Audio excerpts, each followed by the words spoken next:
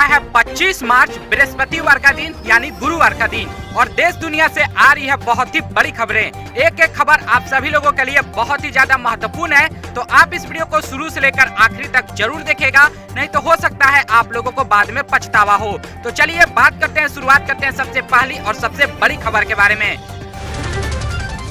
Waste Bengal में किसानों के बैंक खाते में जमा होंगे पीएम किसान के 18,000 रुपए। पीएम नरेंद्र मोदी जी ने की है सबसे बड़ी घोषणा। जी हां, हम आपको बता दें कि नरेंद्र मोदी जी बस कुछ ही दिनों में बंगाल के जितने भी किसान हैं उनके सीधे खाते में 18,000 रुपए मिलने वाले हैं।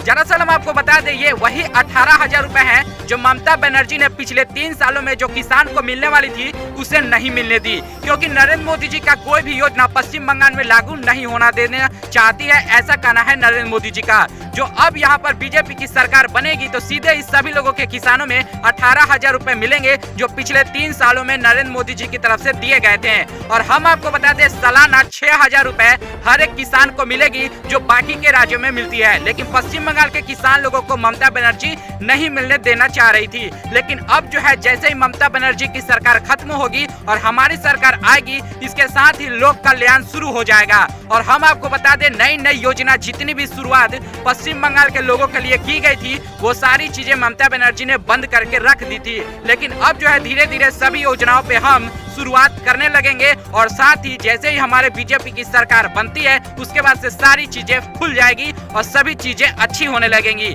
चलिए बात करें दोस्तों अगली बड़ी खबर की।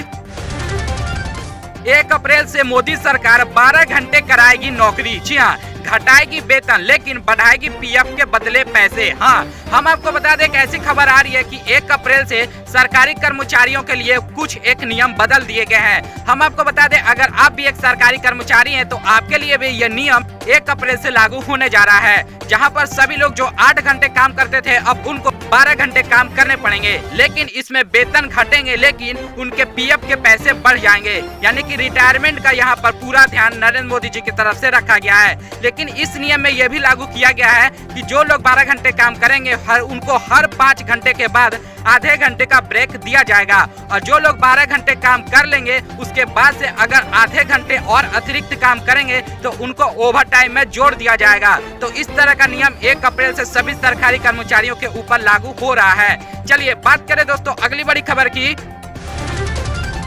कोरोना वैक्सीनेशन को आ रही है सबसे बड़ी खबर। अब 45 से ज्यादा उम्र वाले कोई भी लगवा सकता है कोरोना का वैक्सीन। जानिए कि आपको रजिस्ट्रेशन की प्रक्रिया कैसी करनी है अगर आप सरकार की तरफ से फ्री में कोरोना वायरस का वैक्सीन अगर आप लगवाते हैं। हम आपको बता दें कि अब पूरे देश में 45 वर्ष से अधिक लोगों को जो आम लोग हैं उनके लिए भी रजिस्ट्रेशन खुल चुका है, जहां पर आरोग्य ऐप में आप लोगों को रजिस्ट्रेशन कराना है। जी हाँ, हम आपको बता दें कि कोविन ऐप हो या फिर आरोग्य ऐप हो वहां पर जाकर आपको रजिस्ट्रेशन कराना है जो 45 साल से अधिक जिनकी उम्र है। या फिर अगर आप सरकार द्वारा नहीं लेना चाहते हैं तो आप लोगों को निजी अस्पतालों में 250 रुपए का शुल्क देकर आप कोरोना वायरस का वैक्सीन ले सकते हैं। दरअसल हम आपको बता दें कि पूरे देश में 2 तरीके का कोरोना वैक्सीन मिल रही है, एक है वो है कोवैक्सीन और दूसरी है वो है कोविशील्ड। तो आप चाहें तो दोनों में से किसी भी वैक्सीनेशन को करवा सकते हैं। चलिए बात करें दोस्तों अगली बड़ी खबर की।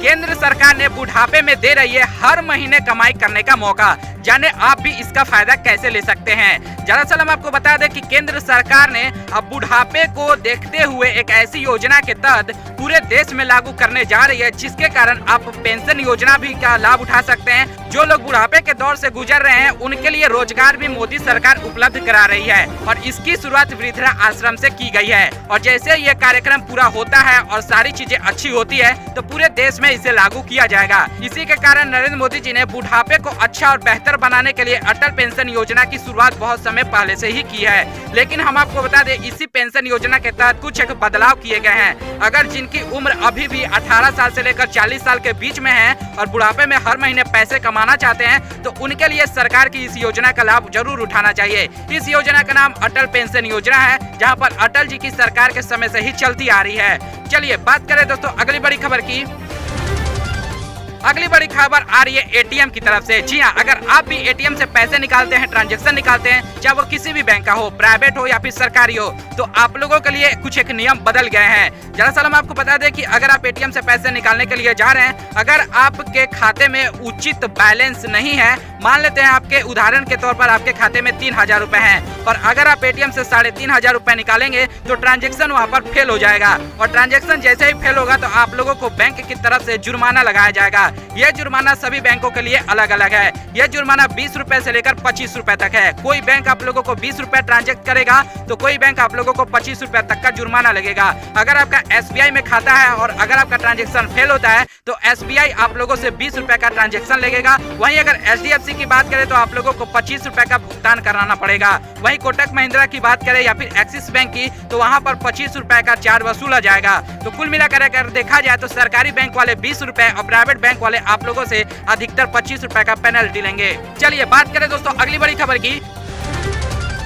संजय दत्त ने लगवाया है कोरोना का वैक्सीन। जी हाँ, पहला डोज वो ले चुके हैं और दूसरी डोज की तैयारी में है। दरअसल हम आपको बता दें कि अब जितने भी फिल्म अभिनेता हैं वो सारे लोग अब कोरोना की वैक्सीन लेना शुरू कर दिए हैं। दरअसल हमने आपको बहुत समय पहले ही बताया कि कोरोना की वैक्सीन 2 तरीका से दिए जा रहे हैं। आप लोगों को पूरे देश में 2 तरह की वैक्सीन हमारे देश में दिए जा रहा है। एक है कोवैक्सीन, एक है कोविशील्ड। तो हम आपको बता दें कि इन दोनों में सबसे ज्यादा बेहतर कौन सा है। वैसे अगर देखा जाए तो दोनों वैक्सीन बेहतरीन है, लेकिन अगर सबसे ज्यादा अगर आप इसे नंबर देना चाहते हैं तो वो कोविशील्ड को दे सकते हैं, क्योंकि ऐसा माना जाता है कि कोविशील्ड की जो वैक्सीन है वो सबसे ज्यादा बेहतरीन साबित होती है। और हम आपको बता दें जितने भी अभिनेता है वो कोविशील्ड की वैक्सीन ही ले रहे हैं। तो अगर आपको भी मौका मिले दोनों में से किसी एक को चुनने का तो आप लोगों को कोविशील्ड की ही वैक्सीन जरूर चुननी चाहिए, क्योंकि इसकी जो एंटीबॉडी की जो क्षमता है बढ़ाने की वो बहुत ही ज्यादा तेजी से बढ़ाता है। तो हम आपको बता दें कि अगर आपको भी ये मौका मिले तो आप लोग कोविशील्ड की ही वैक्सीन लें। चलिए बात करें दोस्तों अगली बड़ी खबर की।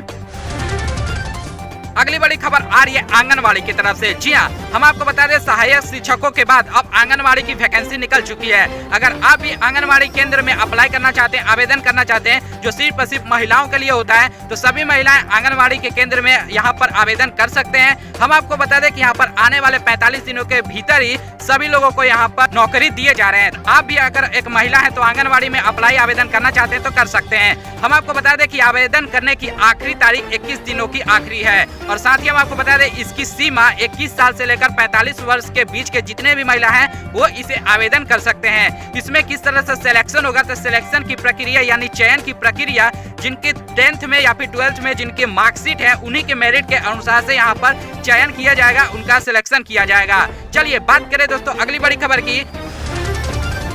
अगली बड़ी खबर आ रही है कि सावधान हो जाइए जिनके पास मेडिकल का स्टोर है। जी हाँ, हम आपको बता दें पूरे देश में मेडिकल स्टोर के लिए यानी मेडिकल की दुकान के लिए सबसे बड़ी खबर आ चुकी है। जो लोग मेडिकल का दुकान खोलकर रखे हुए हैं और उनका अगर लाइसेंस नहीं है तो उनके लिए सरकार ने यहाँ पर पूरी तरीके से 10 साल की कैद की घोषणा कर दी है। जी हाँ, अगर आप भी मेडिकल दवा का स्टोर खोल के रखे हुए हैं या फिर अगर आपकी दुकान है और उसका अगर लाइसेंस नहीं है तो सरकार की तरफ से आप सभी लोगों को 10 साल की कैद की सुनवाई कर दी है। और हम आपको बता दें अगर जुर्माने के तौर पर देखा जाए तो सरकार की तरफ से अभी जुर्माना घोषित नहीं किया गया है, लेकिन जुर्माने अगर देखा जाए तो ये भी लाखों रुपए में जरूर होंगे। चलिए बात करें दोस्तों अगली बड़ी खबर की।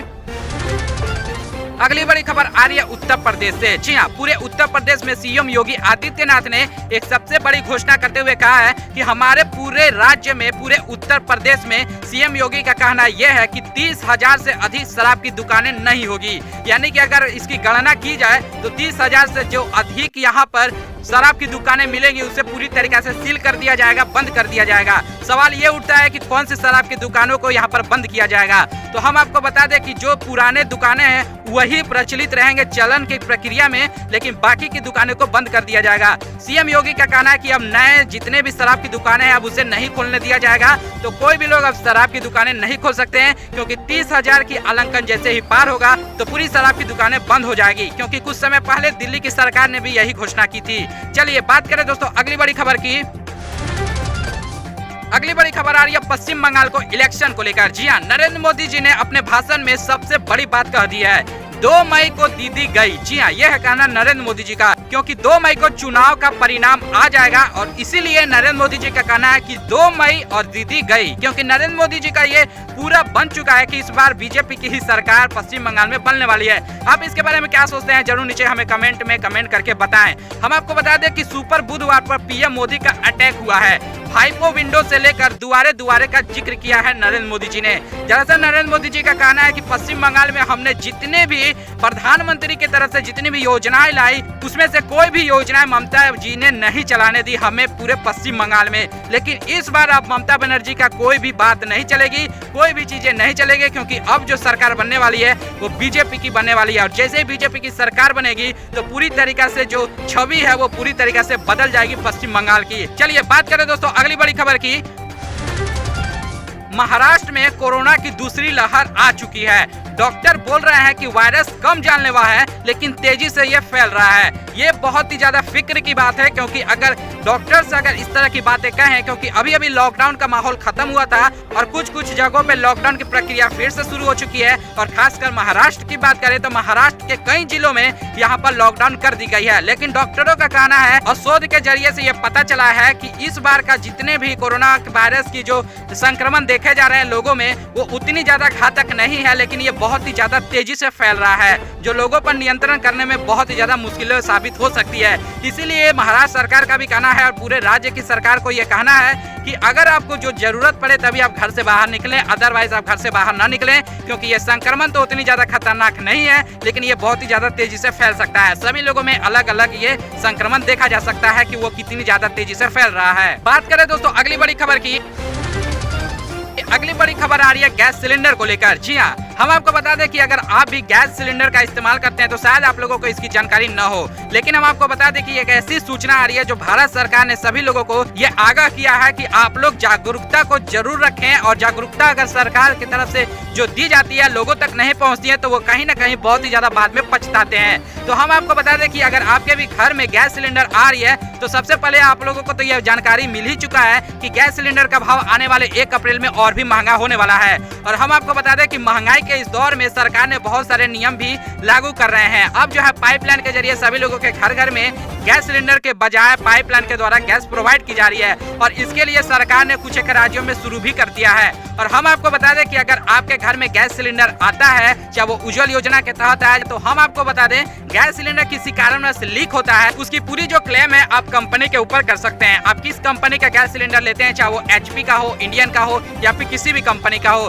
तो हम आपको बता दें सरकार का ये कहना है कि अगर आपके घर में गैस सिलेंडर फट भी जाता है और साथ ही किसी कारण अगर लोगों की मौत भी हो जाती है, किसी परिवार में किसी सदस्य की मौत हो जाती है, तो वो 50 लाख रुपए तक का क्लेम कर सकते हैं। लेकिन हम आपको बता दें कि गैस सिलेंडर से जुड़ी अगर कोई भी ऐसी घटना आपके घर पर होती है तो तुरंत ही आप FIR करवाएं। जी हाँ, पुलिस थाने में जाकर FIR करवाएं, उसकी एक कॉपी आप खुद लेकर आएं और साथ ही साथ आप कंपनी के ऊपर क्लेम करें, जिससे आप लोगों को मुआवजा मिल सके। तो इस तरह का जो जानकारी है पूरे देश में सभी लोगों को प्रोवाइड की जा रही है। तो अगर आप लोगों को भी किसी तरह का कोई भी जानकारी चाहिए तो आप नीचे कमेंट में कमेंट करके हमसे पूछ सकते हैं। चलिए बात करते हैं दोस्तों आखिरी में सबसे महत्वपूर्ण खबर के बारे में। तो आखिरी खबर है कि अगर आपने पैन कार्ड को आधार से लिंक नहीं कराया है, बस आखिरी समय 6 दिन का बचा हुआ है। तो अगर आपने लिंक नहीं करवाया तो जल्द से जल्द करवाएं, क्योंकि अगर आपने 31 मार्च तक लिंक नहीं करवाया तो किसी भी तरह का सरकारी जो भी सुविधाएं मिलती है, योजनाएं मिलती है, उसका आप लाभ नहीं उठा सकते हैं। यहाँ तक नहीं बल्कि आप लोगों का जो आधार कार्ड है उसे डीएक्टिवेट कर दिया जा सकता है या फिर पैन कार्ड को डीएक्टिवेट किया जा सकता है। और पैन कार्ड अगर आपका डीएक्टिवेट हो जाता है तो आप लोग समझ लीजिए कि आप लोगों को 10,000 रुपए का जुर्माना देना पड़ेगा, जो आप लोगों को फिर से इसे एक्टिवेट कराना पड़ेगा, जो इनकम टैक्स डिपार्टमेंट के ऑफिशियल साइट में जाकर आप लोगों को यहाँ पर कराना होगा। अगर नहीं भी होता है तो आप लोगों को दिल्ली का चक्कर लगाना पड़ सकता है।